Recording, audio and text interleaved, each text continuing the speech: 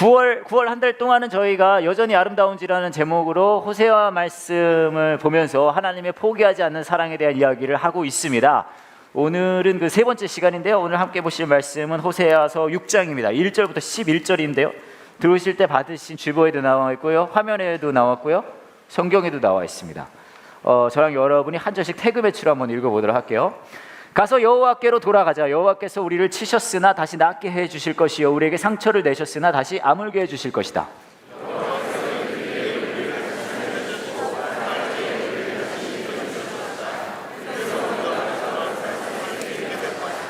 여호와를 알자. 우리가 여호와를 아는데 전력하자. 날마다 새벽이 오듯이 주도 틀림없이 오실 것이다. 소나기처럼 땅을 적시는 봄비처럼 주께서 오실 것이다.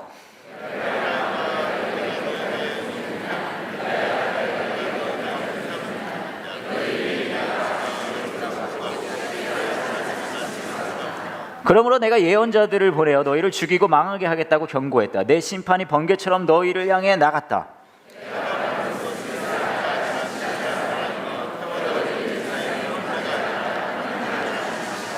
그러나 아담이 언약을 어겼듯이 너희도 언약을 어겼고 내게 진실하지 않았다.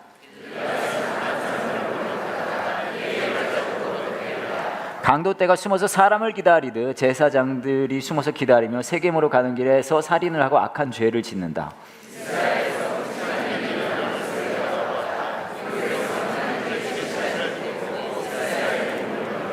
Everybody. 또한 유다야, 내가 너를 심판할 때를 정해놓았다. 나는 내 백성을 회복시켜 주려 했다. 요즘에 좀 핫한 그런 트렌드 중에 하나가 여러분 아시는지 모르겠는데 방탈출 카페라고 있어요. 들어보셨어요? 네, 방탈출 해보신 분 계십니까? 나 방탈출 카페 해봤다.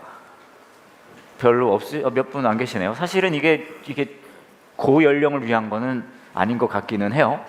방탈출 카페가 뭐냐 하면요, 이 카페긴 카페인데 들어가면요 돈을 받고 방에 가둬요.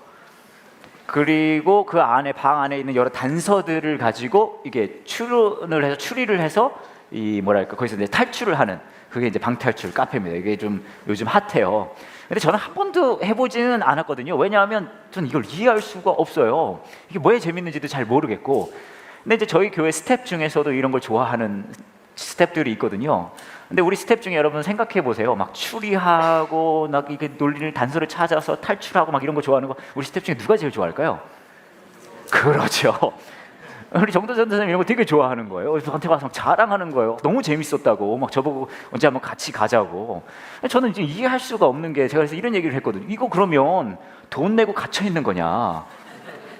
그러니까 그렇다는 거예요. 그래서 제가 뭘 이걸 돈을 내고 갇혀 있냐? 난 집에 가면 돈 안 내도 갇혀 있을 수 있는데. 그리고 또 뭐냐면은 이게 그러니까 이런 거 저한테 빨리 나오면은 이게 기록에 남는데요. 거기에 가장 빨리 이게 탈출한 사람 이렇게 짝짝. 그래서 저는 그것도 이해가 안 가는 게, 그러면은 돈을 내고 카페를 가는데 최대한 빨리 나오는 게 목적이냐? 왜 저는 주로 이제 카페 같은 데 가면 좀 오래 앉아 있으려고 가는 거잖아요. 돈도 되게 비싸요. 막 그런 얘기를 했어요. 근데 뭐 그런 면에서도 저는 방탈출 카페가 조금 이해가 안 돼가지만, 또 하나는 뭐가 있냐면, 사실 방탈출 카페의 원조는요 교회예요. 교회. 왜냐하면요 저희는요 지난 수십 년 동안 이 방탈출 개념으로 여러 행동을 했거든요. 여러분 그런 거 가보셨는지 모르겠어요. 이 여름 뭐 겨울 수련회 같은 거 가시면 밤에 이제 불을 쫙 꺼놓고 그런 거 있잖아요. 신디사이저 노래하고 보혈을 지나, 그럼 목사님이 얘기를 하잖아요. 우리 시간에 우리 모두 하나님 만나기 전까지 이 자리를 떠나지 않겠습니다. 우리 이곳에서 우리 죄를 회개하고 우리 탄복하고 하나님께 나아갈 때, 우리가 하나님 만나기 전에, 우리 방언 터지기 전에는 이곳에서 우리 떠나지 않겠습니다. 이게 방탈출 원조예요. 그렇잖아요. 무슨 말입니까? 하나님 만나기 전까지는, 방언 터지기 전까지는 탈출 못한다는 거예요. 그래서 몇 명은 사실은 가짜 방언을 해가면서 나가는 한참 기도하고 있는데 옆에 있는 애가 할랄랄랄 하면서 막 나가니까 내가 또 이걸 해야 되겠구나. 올롤롤롤롤 하면서 탈출을 하는 거죠.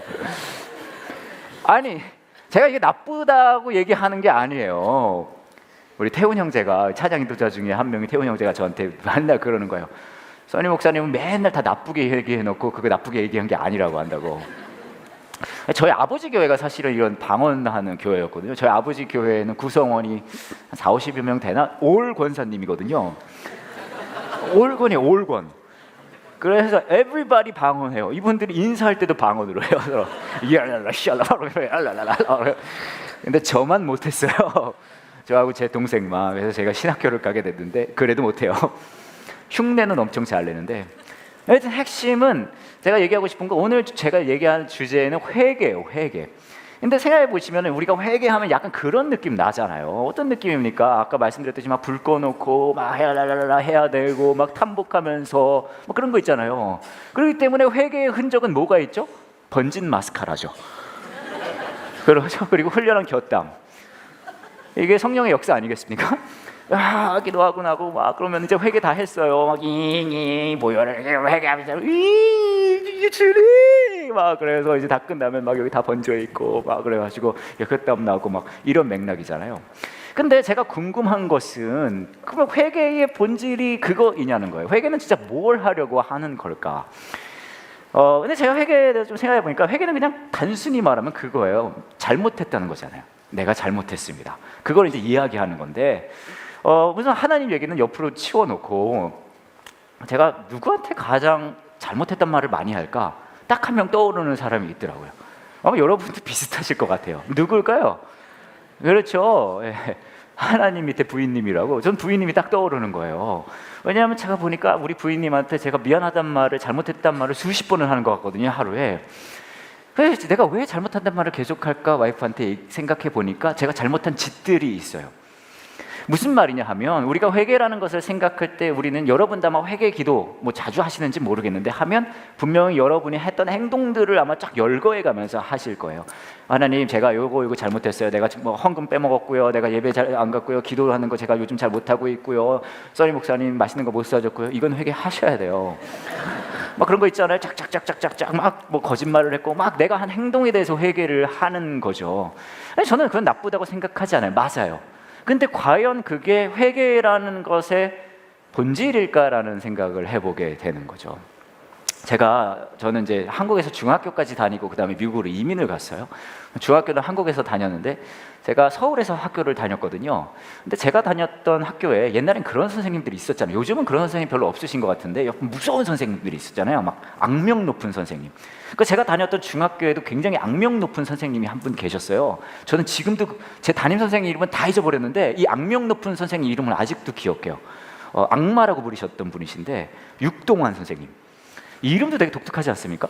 포스 있잖아요. 육동환. 저기 그래요. 그래서 근데 이 육동환 선생님이 얼마나 무서웠냐 하면, 그 당시는 이제 옛날 선생님들은 무서운 포스도 있지만 체벌이 프리스타일이잖아요. 막 자신에게 잡히는 대로 막 이렇게 이 체벌의 이 그루브를 타시는데, 이분은 체벌이 되게 독특했어요. 이분이 기술 선생님이셨는데 이제 수업을 하러 들어오시는 거예요. 그러면은 지난주에 배웠던 걸 이제 아이들에게 이제 한 명씩 질문을 하는 거예요.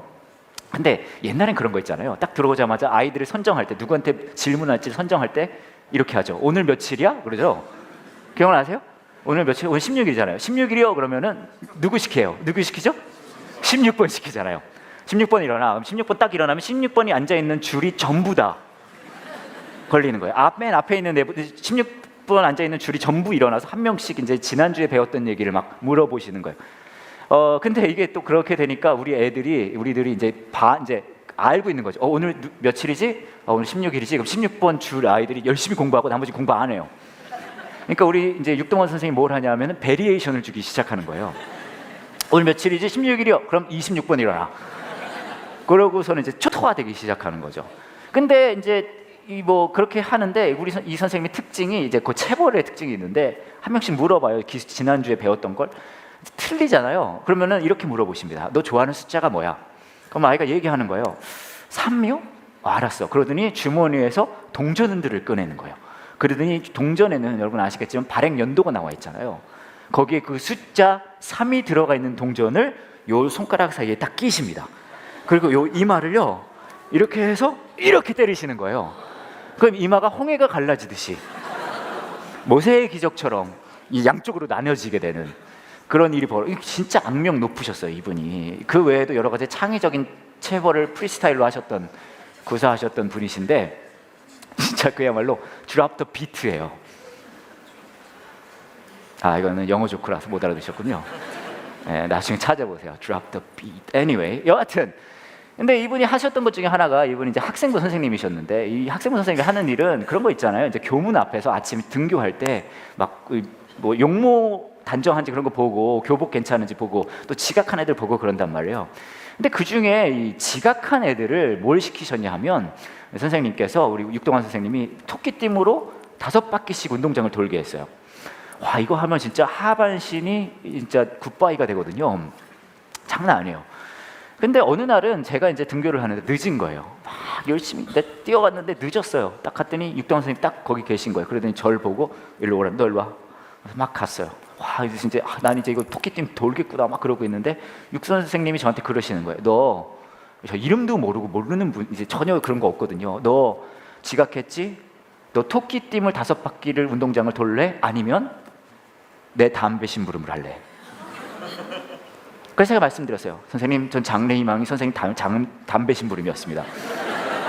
어렸을 때 꿈이에요. 저는 커서 이 다음에 선생님 담배 심부름하는 게, 물론 이렇게까지 말 못했어요. 왜냐하면 너무 무서운 분이니까. 제가 담배 심부름 하겠습니다라고 했어요. 그 당시 이런 게 가능했나 봐요. 그래서 선생님이 저한테 돈을 주시고 제가 동네 슈퍼에 가서요, 중학생인데 교복 입고 있는데 담배를 사왔어요. 이런 시절이 있었어요. 하여튼 그렇게 했어요. 그런 이제 추억이 있었는데, 그러고부터 한 2달 정도 지나고 나서 저희 어머니가, 저희 아버지가 저는 동종업계 근무하시거든요. 목사님이신데 목회가 힘드셨어요. 개척교회고 그러다 보니까 저희 어머니도 매우 힘드셨고, 그러다가 저희 어머니가 이제 금식 기도를 하시겠다고 금식 기도원을 가신 거예요. 그래서 5일 정도 금식을 하셨어요. 그리고 돌아오는 날이 됐는데 아버지가 그러시는 거예요. 엄마 데리러 가는데 너네 엄마 응원하러 같이 갈래? 그래서 저랑 제 동생이 알겠다 그랬어요. 그러고서는 아버지 차를 타고 쭉 갔는데 한참 예배 중이었거든요, 그 기도원에서. 그런데 예배 막 하고 있는데 저희 어머니는 늘 맨 앞에 앉으세요. 저 앞에 있고, 근데 예배 중에 엄마한테 갈 수는 없으니까 아버지랑 저랑 제 동생이 맨 뒷자리에 앉아가지고 이제 예배 재미없잖아요. 그래서 막 이러고 있었어요. 근데 설교가 끝나고 마지막 찬양하고 막 그러다가 이제 그 목사님이 예배 인도하시는 분이 그런 거 있잖아요. 저희 교회는 하진 않지만 헌금하신 분들 명단 읽어주는 거, 그걸 쭉 읽어주시는 거예요. 누구 김선희 집사님 얼마 헌금하셨습니다. 김요한 집사님 오늘도 헌금 안 하셨습니다. 쫙 나오는 거예요. 근데 제 동생이 막 놀고 있다가 놀라운 이름을 거기서 들었어요. 육동환 집사님.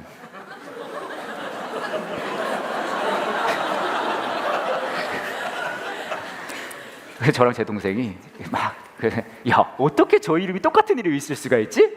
어떻게 저 특이한 이름이, 왜냐면 제 동생도 같은 중학교였으니까 되게 웃긴다 막 깔깔거리고 웃고 있었어요. 그러고 나서 이제 예배가 끝나고 나서 이제 저희 어머니가 맨 앞에 앉아있다 그랬죠. 엄마한테 막 갔어요. 근데 깜짝 놀랐어요. 저희 어머니 바로 옆에 육동환 집사님께서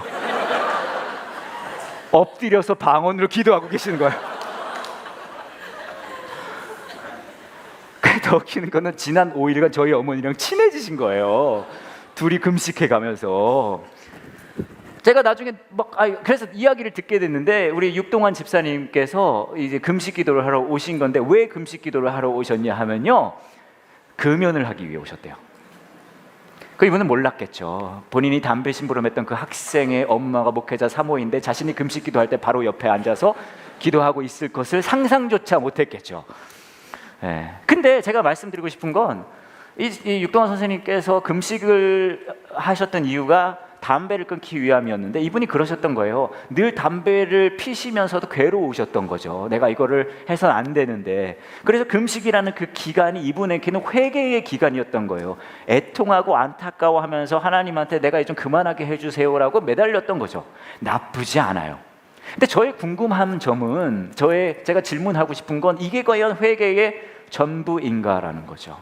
어떤 행위를 놓고 그것을 제가 그만하겠습니다, 어떤 행위를 놓고 제가 이것을 해보겠습니다, 제가 그걸 지키지 못했습니다 라고 고백하는 건 회개 맞아요. 필요해요. 여러분도 하셔야 되고 저도 해야 돼요. 근데 정말 잘 생각해 보면 이것만 할 때 저와 여러분의 삶에 회개의 기쁨이 없는 것 같다는 거예요. 때로는요, 저와 여러분은 이거에 몰입하게 되면요, 이것을 내가 지키게 되면, 저번에도 말씀드렸지만 지키지 못한 사람들을 보면서 우월감을 느낄 때게 되고요, 또 못 지키게 되면 나는 이것도 제대로 못한다고 열등감에 사로잡힐 수 있다는 거예요. 행위를 몰입하다 보면 말이죠, 기쁨이 없어요. 제가 가끔 이 결혼 상담도 해요. 결혼하신 부부들 얘기 들어주고, 몇 년 전에 한 부부 이제 상담을 했는데 와서 막 얘기하는 거예요. 이래 해서 서로 사이가 안 좋은 이유를 쫙 얘기해요. 근데 그 여러 가지 얘기 중에 되게 흥미로운 얘기가 하나 있었는데 뭐냐면, 이 부부가 이제 곧 추석이 이제 지금도 다가오잖아요. 명절 때에 관련된 이야기였는데, 명절 때 어느 집을 가는 것 때문에 많이 싸웠대요. 그래서 막 그거 갖고 너무 싸우니까 이 부부가 규칙을 하나 정했다는 거예요. 어떤 규칙이냐면, 추석 때는 처가를 가고 설에는 본가를 간다, 이렇게 정해놓은 거예요. 그래서 이제 그거를 잘 지켰대요. 그때는 이제 괜찮았어요. 그런데 어느 해인가는 이 추석 때 처가를 갔어요. 그다음 이제 설날 때 어디를 가면 되죠? 본가를 가면 되잖아요. 그런데 이 아내분의 언니가 해외에서 들어온 거예요. 그래서 이 아내분이 얘기한 거죠. 내가 이번에 추석 때 우리 집에 갔다 온 거 내가 기억하고 아는데, 우리 언니가 이번에 왔으니까 이번에만 우리 친정에 가면은, 설에 가면 안 되냐? 그렇게 얘기를 했어요. 그랬더니 그때부터 부부싸움이 불꽃 튀기 시작하는 거예요. 막 막 그러는 거예요. 여러분 잘 아시겠지만 부부싸움은 시작은 미약하나 끝은 창대하잖아요.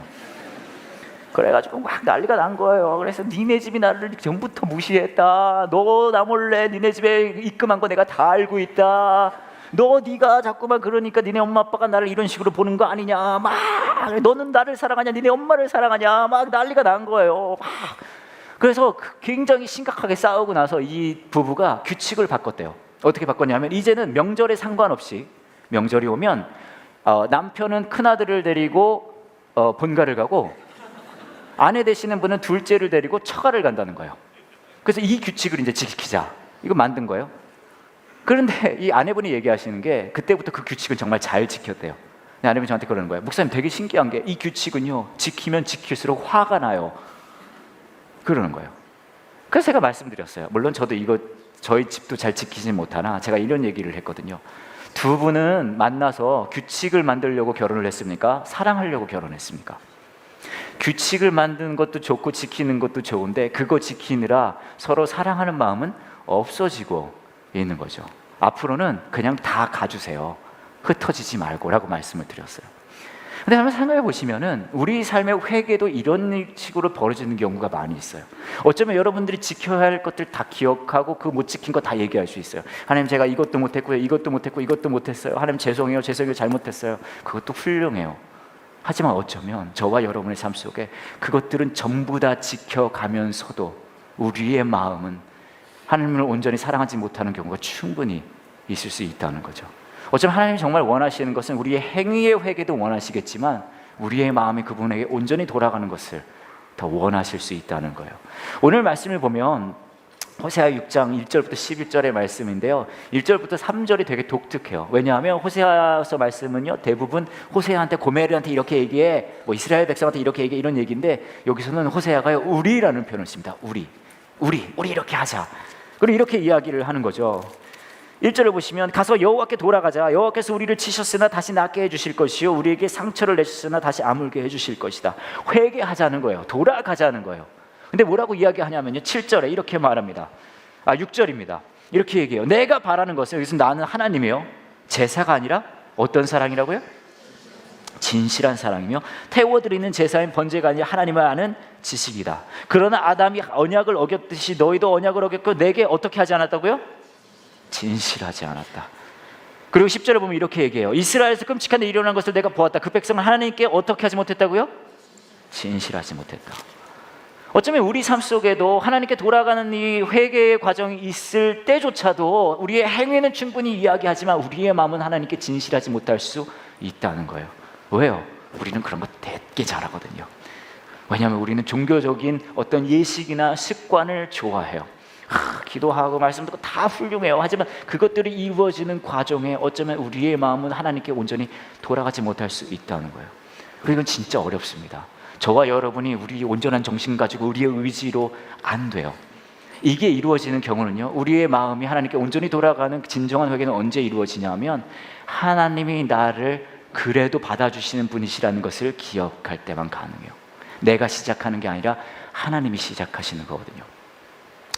제가 저희 집의 장남이에요. 그리고 저희 집은 저 말고 이걸 도대체 왜 기르는지는 모르겠지만 저희 부모님이 기르던 게 한 개 더 있었어요. 동생이라고. 이제 저와 제 동생, 이제 남자 동생인데요, 1년 차예요. 연년생이라고 하죠. 근데 여러분 그런 거 경험해 보신 분들 계시겠지만 남자애가 둘인데 연년생이면은요 되게 힘들잖아요. 그죠? 뭔가 봐도 막 힘들어요. 막 고난과 핍박이 있고 예수님과 노실 것 같고 막 그런 느낌이잖아요. 그래서 저희 어머니가 견디다 못해 쓰러져서 하나만 기르기로 결심을 하신 거예요. 그래서 저는 저를 당연히 선택할 줄 알았는데 저희 어머니는 동생을 선택하셨어요. 그래서 저희 어머니가 제 동생을 기르기로 하고요, 저는 할머니 집으로 갔습니다. 그래서 제가 할머니 집에서 거의 6살까지 이제 할머니랑 살았거든요. 제가 이런 이야기를 주위에 몇 분한테 했더니 그분들이 당연하다는 듯이 이해한다는 듯이 이야기를 하셨어요. 아, 그래서 그랬구나. 요한 목사님은 더욱더 직접적으로 말씀하시더라고요. 그래서 네가 싸가지가 없구나. 여하튼 제가 그래서 할머니 집에서 이제 컸어요. 근데 할머니 집에서 제가 6살까지 컸는데 제가 생각해 보니까, 되돌아보니까 제가 정말 못된 손주였거든요. 막 그런 거 이제 딱 투정 부리고 그러잖아요. 막 그래서 제가 막 깽판 치고 그랬거든요. 얼마나 제가 못된 손주였냐면 제가 그 당시 제 별명이 100원만이었어요. 왜냐하면 제가 할머니만 보면 100원만이라고 그랬거든요. 아, 할머니 100원만, 할머니 100원만. 그러다가 할머니가 100원 안 주면 막 상 없고 막 깽판, 이놈의 집 그작 안 들어올 거야! 그리고 막 나가가지고 해지면 들어오고 막 진짜 막 완전 그런 개망나니처럼 사는 6살짜리였거든요. 그러고 막 100원만 그러고. 그런데 이제 저희 할머니가 근데 저를 진짜 많이 사랑해 주셨어요. 얼마나 사랑하셨냐 하면 뭐 평소에도 잘해 주셨지만 이제 어머니가 제가 이제 유치원 가야 된다고 데려가셨어요. 근데 저를 데려간 날부터 2주 동안 저희 할머니가 매일 그 동구밖이라고 하죠. 마을 입구로 나오셔서 저 사는 데를 보시면서 막 우셨대요. 우리 선이 그래 가면서. 그리고 엄마를 욕하셨대요. 나쁜 년이라고. 우리 선이 데려간 년. 막 그러신 거예요. 근데 제가 이제 생각해 봤거든요. 제가 생각해 봤는데 그 이후에 저는 할머니 집에 돌아갈 때마다 되게 기분이 좋고 막 설레고 그랬어요. 근데 내가 기분이 좋고 설렌 게 조금 말이 안 되는 게, 제가 생각해 보면 할머니한테 정말 못된 손주였거든요. 근데 할머니에게 못된 짓을 한 것을 사과 한 번 한 적 없어요. 할머니한테 미안하다고 말한 적도 없고. 그런데도 불구하고 상관없이 저는 할머니네 가면 기분이 막 좋은 거예요. 더 대단한 사실은 제가 그렇게 망나니 손주였음에도 불구하고 할머니 제가 갈 때마다 너무너무 저를 이뻐해 주시고 반겨주시는 거예요. 그래서 내가 이게 왜 어떻게 가능할까 생각해 봤더니 저와 저희 할머니의 호칭이 달랐어요. 저는 할머니를 만날 때마다 늘 뭐라 그랬다고요? 100원만이라 그랬어요. 근데 우리 할머니는 저를 다르게 부르셨거든요. 근데 저희 할머니가 저를 부르는 호칭이 되게 독특한 게, 우리말에 그런 게 있잖아요. 이 개에 관련된 말은 다 나쁜 말이잖아요. 근데 할머니가 저를 개에 관련된 말로 부르셨거든요. 왜냐면 개가 붙으면 다 잘 안 좋잖아요. 막 설교도 막 개설교, 그럼 안 좋잖아요. 목사도 개목사, 그러면 안 좋잖아요. 개성도 기분 나쁘죠. 이봐, 기분 나빠하시는 거 봐, 막 기분 나쁘잖아요. 개에 관련되면 다 별로예요. 근데 할머니가 저를 개에 관련된 말로 부르셨는데 뭐라고 부르셨을까요? 강아지라고 부르셨어요. 근데 강아지도 사실 기분 나빠요. 강아지 기분 나빠요. 근데 그 강아지예요, 여러분, 앞에 한 글자가 딱 붙으면서 이게 완전 말이 달라지는 거예요. 그 한 글자가 뭘까요? 왜 다 똥강아지라 그러죠? 여러분, 똥강아지라 그러면 기분이 좋아요? 아니에요. 저희 할머니는 저를 보면 뭐라고 그러셨냐면요, 똥강아지 아니라 내 강아지라고 부르셨어요. 저는 할머니를 100원만이라고 불렀는데 할머니는 저를요, 내 강아지라고 부르셨어요. 아, 이 차이구나. 저는 언제든지 할머니한테 돌아가는 게 기쁘고 설렜어요. 제가 정말 많은 잘못을 할머니한테 했음에도 불구하고. 저는 맨날 할머니한테 100원만이라고 했지만 제가 그렇게 돌아가는 게 기뻤던 이유는 할머니에게는 제가 내 강아지였거든요. 저는 이게 하나님의 마음이 아닌가 싶어요. 하나님은 저와 여러분 우리 삶 속에서 온전히 살아가는 것, 거룩해지는 것, 하나님의 말씀을 지키면서 사는 것 다 원하세요. 하지만 그보다 더 원하시는 것은 우리가 우리의 마음이 먼저 돌아오는 것을 원하실 것 같아요. 저와 여러분이 지켜야 할 수많은 것들 삐죽삐죽 때문에, 하나님 제가 이걸 잘 못하고 있는데요, 이게 제가 잘 안 되고 있는데요, 이럴 때 괜찮아, 일로 와. 우리가 늘 하나님한테 100원만 하나님 100원만 그럴 때 하나님 우리한테 어떻게 하신다고요?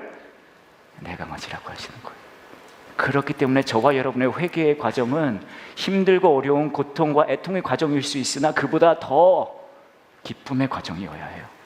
자, 하나님께 돌아갑니다. 이런 거 잘못했는데 하나님, 그럼에도 불구하고 하나님은 저를 그대로 받아주시는 분이시니까요. 오늘 말씀을 보시면 이렇게 얘기하고 있어요. 가서 여호와께 돌아가자. 근데 돌아가는 이유가 내가 이제 이런 돌아갈 만한 자격이 생겼으니까 돌아가자. 우리가 이런 회개를 했으니 돌아가자. 그렇게 얘기하지 않아요. 이렇게 얘기하죠. 여호와께서 우리 치셨으나 다시 낫게 해주실 것이, 우리에게 상처를 내셨으나 다시 아물게 해주실 것이다. 여호와께서 이틀 뒤에 우리를 다시 살려주시고 사흘째에 우리를 다시 일으켜 주실 것이다. 그래서 우리가 주 앞에 살 수 있을 것이다. 내가 자격이 있어서 돌아가는 것이 아니라 하나님께서 나를 받아주실 것이니 돌아가야 해요. 저는 여러분의 삶 속에 회개의 과정이 있기를 원합니다. 여러분의 삶에 여러분이 했던 행위의 회개도 있어야 된다고 저는 생각해요. 하지만 그 이전에 여러분이 꼭 기억하게 원하는 것은 하나님이 이미 여러분을 받아주기로 작정한 분이시라는 거예요.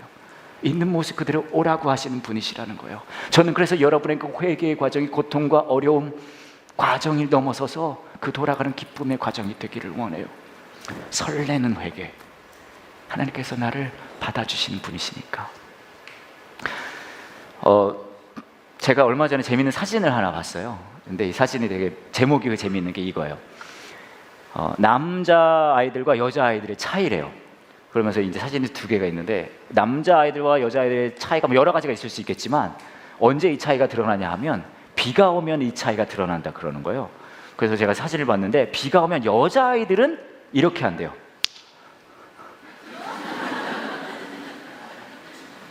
이게 이제 여자 아이들인 거죠. 예, 비가 오면 그렇게 해가지고 딱 이게 여자 아이들은 비가 오면 이렇게 하는데, 이것도 재밌지만 남자 아이들은 비가 오면 어떻게 하냐? 남자 아이들이 흉물해요. 남자 아이들은요 이렇게 한대요.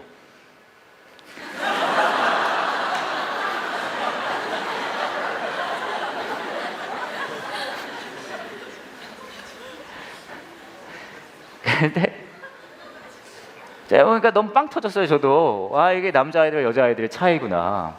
근데 이 두 사진에 공통점이 있어요. 뭐냐면요, 비가 막 오니까 어떻게 되냐면 남자 아이든 여자 아이든 상관없이 서로 막 붙는 거잖아요. 저는 하나님께서 저와 여러분이 가장 원하시는 게 무엇일까 생각해 봤거든요. 물론 우리가 거룩하게 사는 거, 온전하게 사는 거 다 원하시겠죠. 여러분 통해서 막 대단한 일을 하고 싶으시고. 하지만 하나님이 저와 여러분에게 가장 원하시는 것은, 저는 이 성경을 통해 하나님이 진짜 우리에게 말하고 싶은 건 이거 같거든요. 너 나한테 붙어 있어. 너 나한테 붙어 있어. 근데 우리는 그렇게 생각해요. 하나님, 제가 이걸 잘못했는데 이게 부족한데요. 하나님. 그러면서 우리는 자꾸만 떨어지려고 그래요. 그러면서 우리는 이런 생각하는 거죠. 이런 거 다 잘못됐다고 해야지 하나님한테 다시 붙을 수 있는 거 아닌가? 아니에요. 하나님은요, 우리의 죄의 비가 막 쏟아질 때 우리에게 어떻게 하는 줄 아세요? 일로 와, 붙으라고 말씀하세요. 일로 와. 회개는요, 여러분이 잘못한 걸 모두 나열하는 과정일 수도 있지만 그보다 본질적으로 하나님께서 너 나한테 붙어 있어야 할 때, 내 하나님, 제가 잘못한 게 수두룩하지만 하나님께 붙어 있고 싶어요 라는 염치 없는 은혜를 누리는 행위라는 거죠. 특별히 저는 아까 그 남자아이 사진이 마음에 들어요. 이것을 우리 업계에서는 십자가의 은혜라고 하거든요. 하나님 앞에 온전히 붙어 있을 수 없는 우리가 하나뿐인 아들을 하나님께서 우산 삼아 주심으로 다시 붙어 있을 수 있게 됐다는 거죠. 저는 여러분의 회개의 시작이 내가 뭘 잘못했지 중요해요. 바꿔받았지만 그 이전에 하나님이 나를 받아주시는 분이시구나.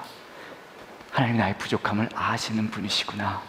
그럼에도 불구하고 딱 붙어 있기를 원하시는 분이시구나. 이것을 기억하는 것에서부터 여러분의 그 회개의 과정이 시작되어지기를 원합니다. 같이 기도할게요.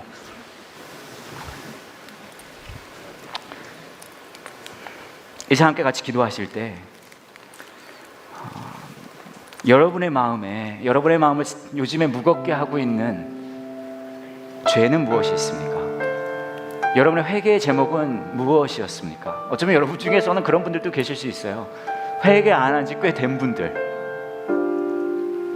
그럼 저는 묻고 싶습니다. 여러분 온전히 하나님을 사랑하고 계십니까? 어쩌면 제가 첫 번째 주에 말씀드렸던 것처럼 여러분의 삶은, 생활 방식은 하나님을 사랑하는 모습으로 꽉 차 있을 수도 있어요. 교회도 열심히 다니고 헌금도 열심히 하고 있고 성경도 열심히 하고 기도도 열심히 하고. 하지만 하나님은 저와 여러분에게 오늘 이렇게 물으실 것 같아요. 너 나한테 그런데 딱 붙어 있어 라고요. 너 그거 내가 지키라고 한 거 다 지키고 있으면서 떨어져 있으려고 하고 있진 않니? 너 그거 다 잘못했다고 말하면서 너의 마음은 나의 마음에서 멀어져 있는 거 아니니? 라고 하실 것 같아요. 이 시간에 여러분 함께 같이 기도하실 때 여러분 마음속에 있는 하나님과의 거리를 하나님 앞에 내어놓기를 원합니다. 하나님 도와주세요. 제가 부족합니다. 저의 행위로서 제 삶에 내가 무언가 이루는 것으로서도 부족한 게 너무나 많지만 그것조차도 못하면서 제 마음은 또 하나님에서 멀리 있네요. 하나님 도와주세요. 제가 여호와께 돌아갈 수 있게 도와주세요. 우리 하나님 앞에 그렇게 정직하게 우리 마음을 내어놓을 때 하나님께서 우리 마음에 그렇게 말씀하실 것 같아요. 그래, 그렇게 딱 붙어있어. 너 모자른 거 내가 알아. 너 부족한 거 내가 알아. 하지만 너의 부족함, 너의 모자란 거 알기에 내가 인간의 몸으로 이 땅에 와서 그렇게 죽어가는 거 마다하지 않았어. 그 십자가의 은혜가 저와 여러분이 하나님 앞에 염치 없이 다시 돌아오는 꽃길 되기를 원해요. 이제 함께 같이 기도하겠습니다.